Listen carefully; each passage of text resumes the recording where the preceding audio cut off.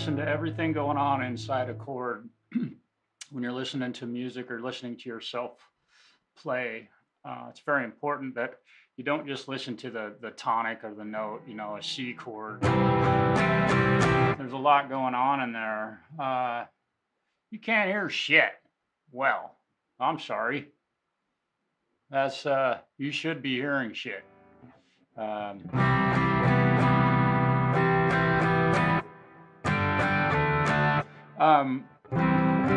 Right?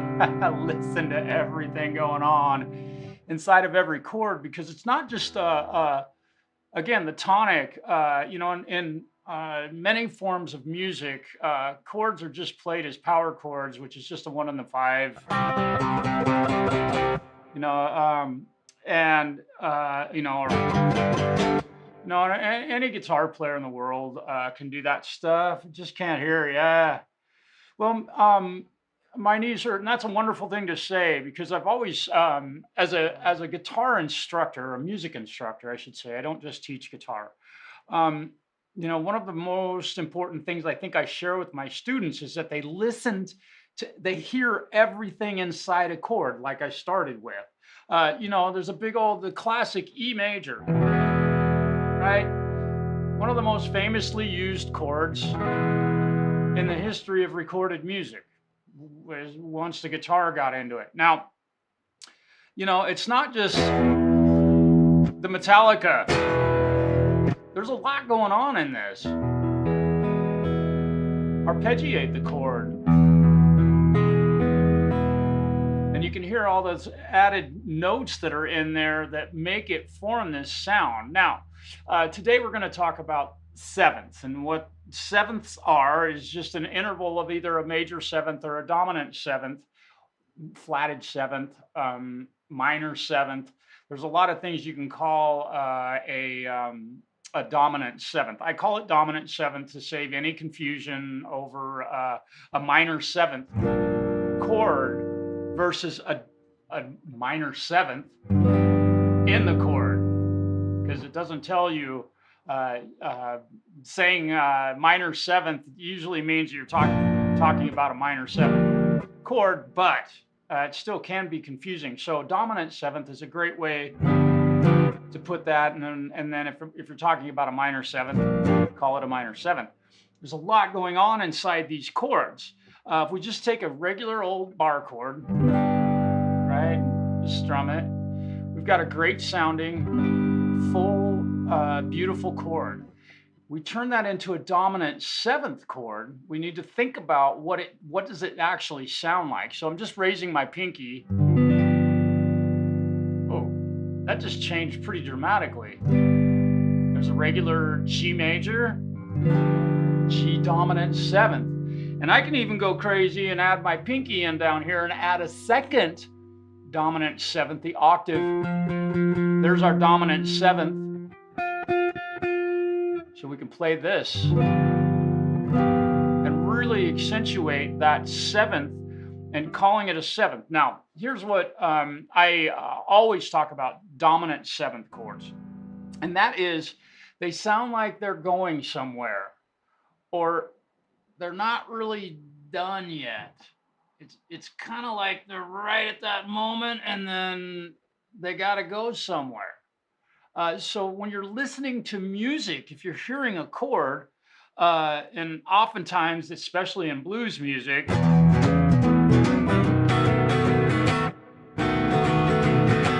it's resonating to land someplace. Right? It resonates there. It leads you into that. It's saying, come on, I gotta get there. And then, now that's not always a fact when dominant seventh chords are used. You're already way past my ears. I can't match single tones. I can't figure out simple songs like Happy Birthday. I understand that. And you know, maybe you're just not blessed or not blessed with good enough hearing, or you've damaged them. And I totally get that. I can't hear either, but I do have, I can't hear volume. The volume of my hearing has been cut, but I can certainly hear notes. And my hope, okay, so that's addressing that. So dominant seventh chords, right? Now, dominant seventh chords is the seventh note of the major scale flattened. There's a dominant, or there's a major, the major scale. That's a dominant seventh or flatted seventh. So you could call it a dominant seventh, a flatted seventh, a minor seventh, whatever you want. But it's important to be clear on what you're talking about. Major sevenths, on the other hand, are just a major seventh note of the scale added to the chord. So we've got the major seventh of G is F sharp. So technically this could be a G major seventh. Technically this would be a jazz chord versus the normal chord, right? You hear this chord and it almost sounds like what I always describe as elevator music. And yes, if a dominant seventh chord was called a modal chord, yes, it would be a Mixolydian chord, right? Whereas the major seventh would be considered an Ionian chord. Yeah, you can't really call it a Lydian chord because you don't have that augmented fourth in it or flatted five. So, you know, you could get really crazy, but we won't get that far. So yes, a Mixolydian chord. If you know your modes, a dominant seventh is the major scale. I mean, the Mixolydian mode is the major scale with the dominant seventh. Dominant seventh octave. And then the Ionian mode is the major scale with no alterations. 6, 7, natural 7, 8. All right, so there's a couple of songs that I want to point out that have used major sevenths that most people are very familiar with. And I'm going to change my guitar tone here real quick. We're going to go heavy. All right, so here we go. Y'all have probably heard this song before.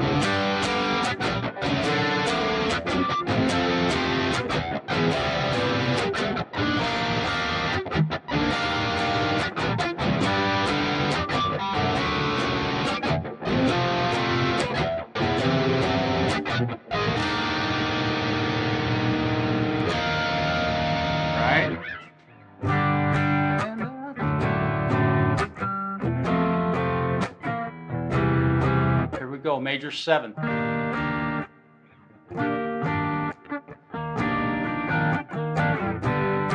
So a very famous song that chord is used in, a major seventh. Now there are also dominant sevenths used in obviously many songs, but I recently wrote one, a piece of music, and I wanted to point out how in recording this, I found that using a dominant seventh was a great way to transition in a kind of non-modal. It breaks rules of music here, kind of.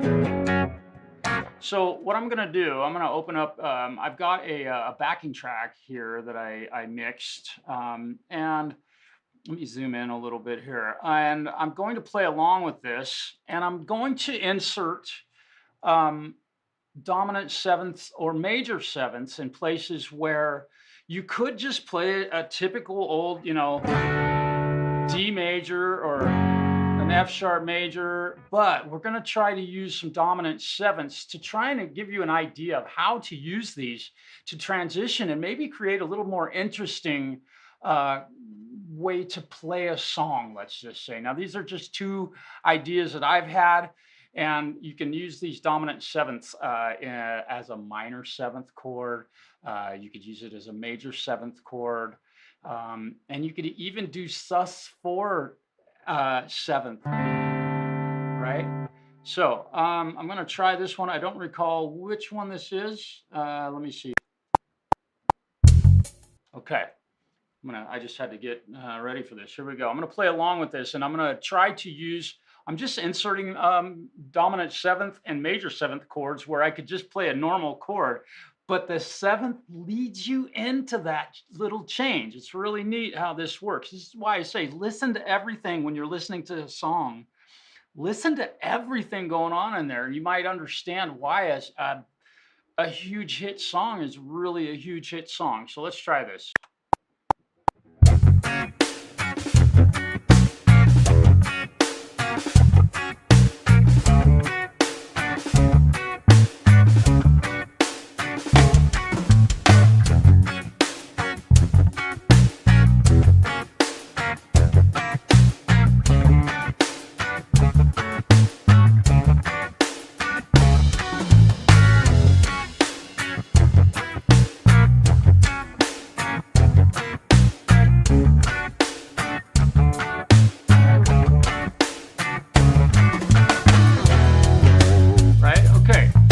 So in using the major seventh, now I've just wrote this piece of music, so I'm still learning to play it.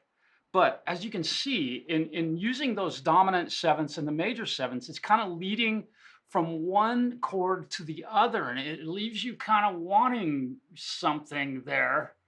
Where, like, what is really going to happen here? So the classic rule of finding dissonance or drama in a piece of music is really helpful to entice a listener. And again, this music doesn't have any lyrics, so I honestly don't know if the dominant seventh note that I'm adding in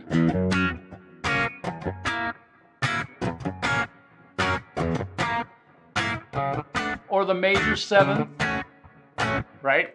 I have no idea if those notes, those additional notes might mess with the vocal melody. I just don't know.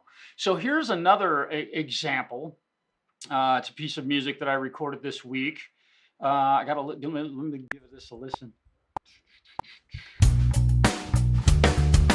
Okay, very typical chord progression, right? So here.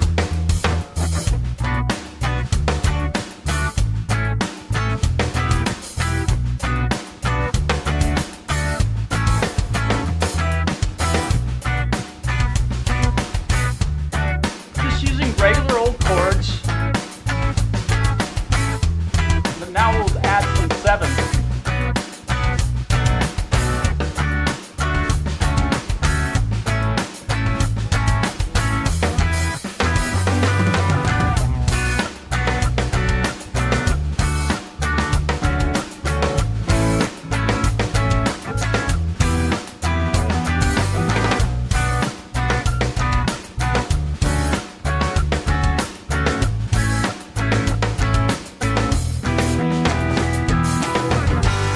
Okay, so right there, started off with a very simple, just using regular old bar chords that everybody in the world knows. The key is B minor. Oops, I'm sorry. Use the minor 4, which would be modally correct. Forgive me for that. And so, but rather than sticking with that Grande style of playing these chords,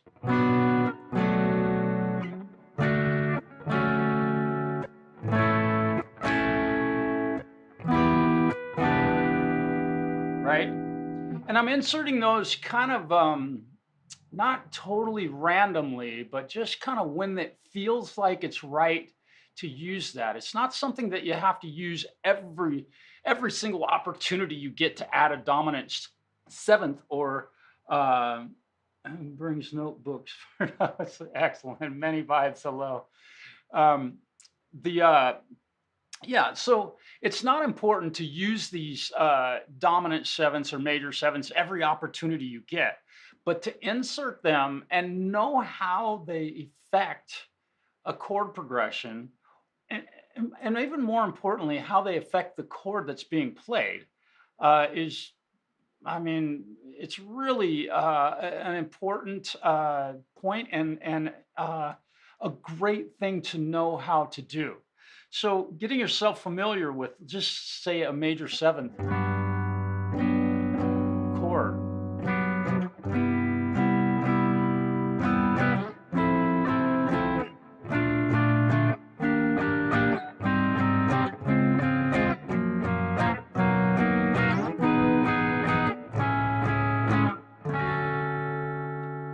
What I just did was played major seventh chords around the entire circle of fourths and all 12 root notes that are available to us. And so I played a major seventh in G and C and F, B flat, A flat, C sharp, F sharp, E, A, and D. And then I would just start over again. And working on your major seventh chords or hearing your major seventh chords in a circle like that can really help your ear to develop a knack for hearing one of those chords in a song that you might be listening to, or maybe wanting to learn. You just can't figure that chord out, because a lot of people will play plush.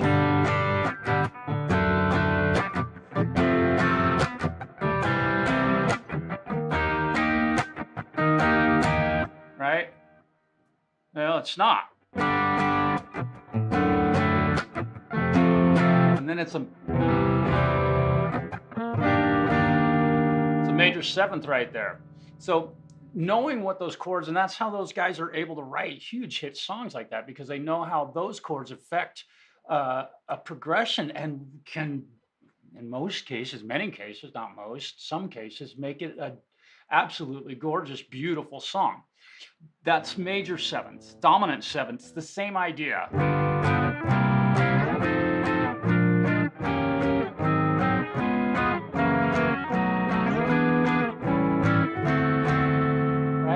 Just played a dominant seventh chord in all 12 under all 12 root notes that are available, and just one voice of a dominant seventh. But there's multiple voices. You could just,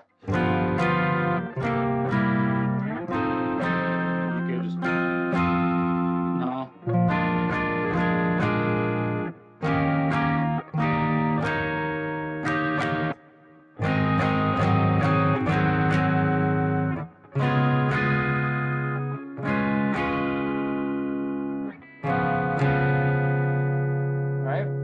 Knowing these voices for these chords is really helpful. Now, in that riff, so it's got that one section.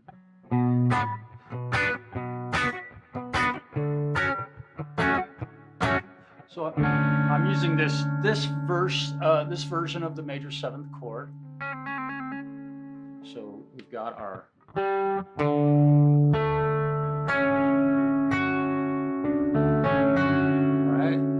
could play that chord. So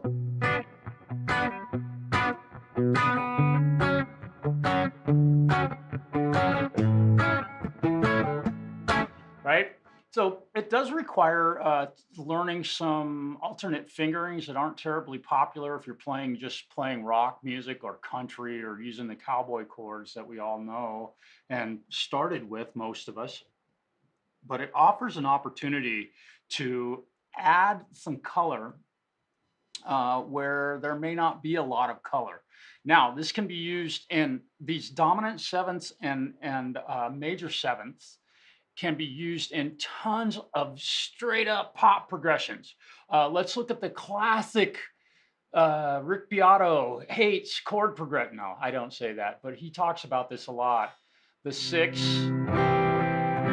3, what is it, 5, and then 2, right? So these classic chord progressions.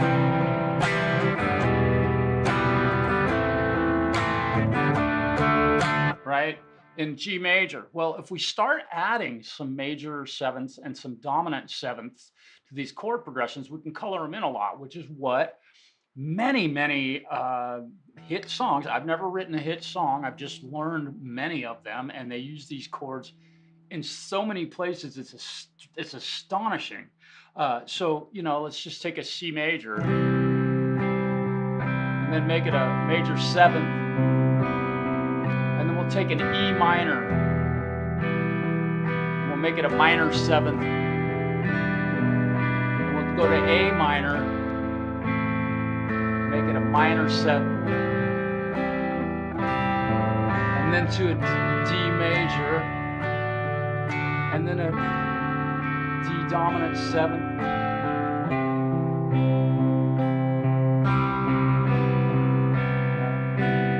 Major seventh. minor 7.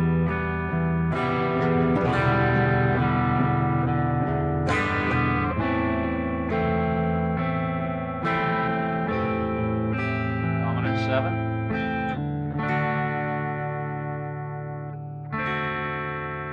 Right? Start over again. So knowing these chords and having these in your chord vocabulary is very useful. I wanted to share this because I have a couple of students that are working on 7th chords, dominant 7ths and major 7ths, and I wanted to give them an example of how to use them because they know these chords, and I want them to be able to get to them in the moment's notice. So again, if we're playing heavy metal, you know, we're not just stuck.